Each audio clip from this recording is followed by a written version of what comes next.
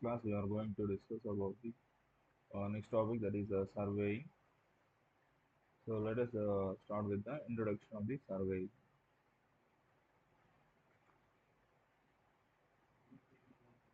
So firstly, let us know the definition of the surveying. So surveying is nothing but the art of making the measurements on, above, or beneath the ground, with respect to the relative positions on the paper. So these relative positions are basically, it will take the direction of x and y directions, or both directions. So in simple words, it can be is the surveying is nothing but the measurement of objects.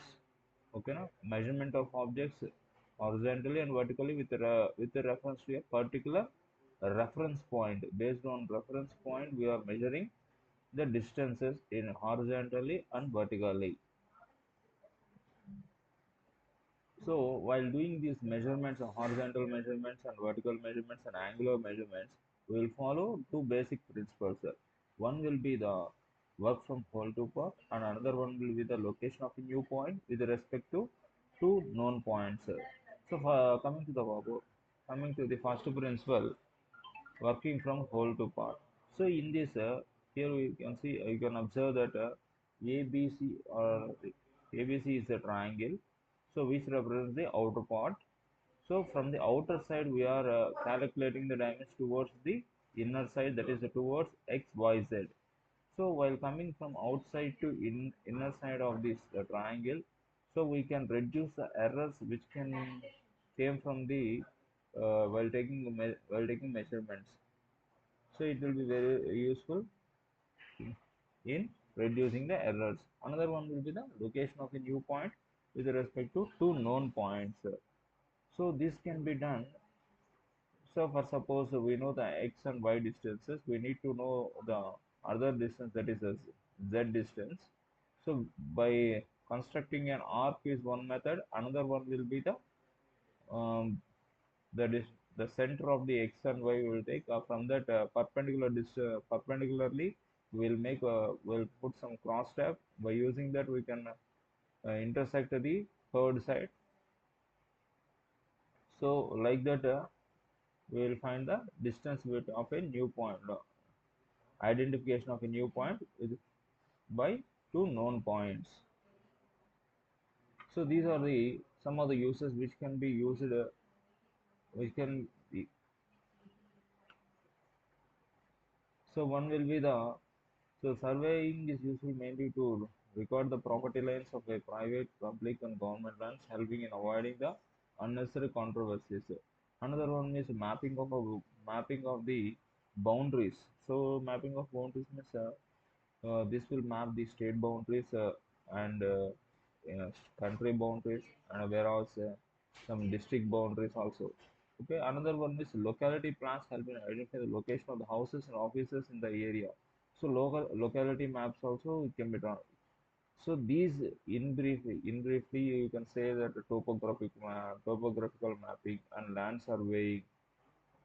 So these all will comes under in on an overview part, whereas these are the sub uses. So in the topographic surveying, we will get the features on the edge surface like a mountains, where the mountains will come, and what is the distance between the mountains, what is the height of the mountain, and where the river is running, what is the distance of that length of that particular river, and how much catchment area it is going to occupy, and how much net zone area will be there. Like that, we need to identify the distances of mountains and rivers, valleys, and many things. And also, it will be mainly helpful for the uh, laying of a roads. Laying of roads means so normally the earth surface is not a plane surface. It is comprises of many undulations and many curvatures and valleys and hill stations. So while laying a road, we need to follow some straight. We need to make the land somewhat plain. Okay, so for that we need to do some leveling. So this leveling can be done by using some leveling instruments. So by using some leveling instruments, we can learn leveling By that we will mark some points. After marking that points, we will lay this upgrade and the supergrade, and on that we will put the roads. Another will be the topographic map. Here they have mentioned the topographic map showing the natural features like rivers, streams, hills, forests, help in planning irrigation projects and flood control measures. And also it will be helpful in marine and hydrographic surveys, which will be helpful in planning navigation routes and harbors. Whereas it will also be helpful in mine surveys, which in the mine surveys it will be useful for exploring of the mineral wealth, and in the archaeological surveys it will be useful for unearthing of relics of antiquity. These are some of the uses. And coming to the types of surveying, these types of surveying is mainly based on the curvature of the earth. So the plane survey, in this there are two types of surveying, one with the plane surveying, another one with the geodetic surveying. Coming to the plane surveying, where it mentions the earth surface is flat, and here flat means which is a plane surface. The curvature of the earth is neglected. Whereas coming to geodetic surveying, here the curvature of the earth is taken into account, and in this where it says that the curvature is present. And in the plane surveying, it extends only up to some small areas only. Whereas the geodetic surveying, it extends up to the large areas. The angle between the two lines will be considered as a plane angle in plane surveying, whereas in geodetic surveying, the angle between two such arcs are considered as a spherical angle. And they have some limitations also for the plane surveying and geodetic surveying. In the plane surveying, its limits up to here 260 square kilometers, whereas the geodetic surveying, in this we can measure an area up to area above 260 square kilometers. And coming to the classification of surveying, this classification of surveying is mainly based on the purpose and based on the methods and based on the instruments which we use and based upon the area surveyed. Let us see one by one. First of all, based upon the purpose. So for which purpose we are doing this land survey, which purpose we are doing the surveying. So in order to measure the land boundaries and and the terrains which will comes under the land surveying. So land surveying, here they have mentioned the measuring and mapping the surfaces of the earth's terrain, which will be used in the construction and map making and land development. Whereas the hydrographic surveying, which will be useful for mapping and measuring of the water bodies, which is nothing but rivers, lakes, and oceans. An astronomical survey, so in this astronomical survey, it will determine the geographical positions of the points on the Earth's surface. These are the some of the purposes. And coming to the methods, which type of method is convenient for doing for calculation of the areas? So here there are two types of methods of the one with the direct surveying and another one the indirect surveying. In the direct surveying, we will measure distances and axes and angles directly using the instruments like photo stations, theodolites, and tapes.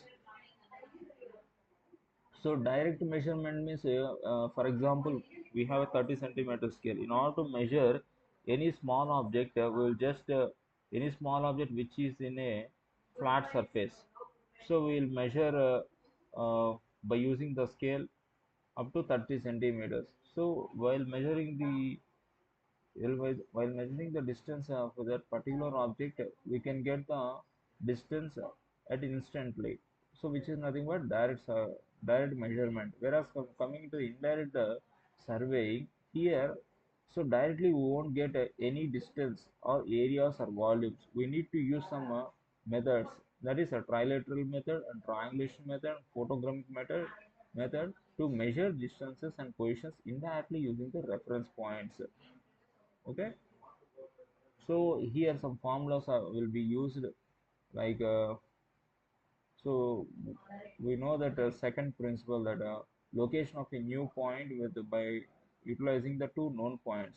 In that, suppose we take a triangle, so the triangle area we can't find directly, so we need to use a formula half bh, whereas if a square is formed, we need to use the formula b into h.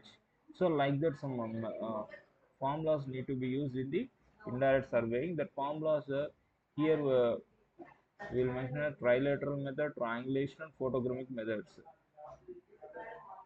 So here, these are the indirect survey methods. These pictures represent the indirect measurement methods. So indirect surveying. So here we can observe the triangles how it formed. So first figure represents trilateral method. This second object where it measures the traversing method. So here while measuring the distances we can go up to an extent, up to extended distance also we can measure the distances. Another one is based upon the instrument we used. Which type of instrument we are going to use? One will be the traditional surveying instruments, and another one will be the modern surveying instruments. Traditional surveying instruments means chains, tapes, and compasses and levels will become, and in modern surveying it will come with GPS and LiDAR and total stations will come. And these are some of the instruments which I have said earlier.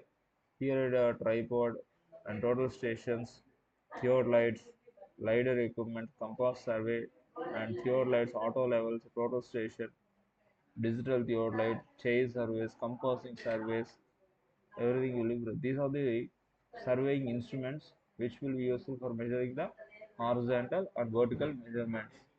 And this will be the last one based on the area survey. Which type of area we are going to survey? One is the topographic surveying. In the topographic surveying, which will come here, it covers the mapping. The natural and man-made features will come in this particular surveying. So where it includes the contours, elevations, and terrain details. Contours in the contours, where the contour it represents the same elevation points on the Earth's surface, joining all the same elevation points on the Earth's surface will referred as a contour. And cadastral surveying, where it deals with the boundaries, divisions, and legal aspects of the lands. And construction surveying, where it ensures about the construction projects which are built according to the design specifications and legal boundaries. So the first figure represents the contour diagrams. Another one will be the cadastral land boundary issues, and the bottom left side where it represents the construction survey.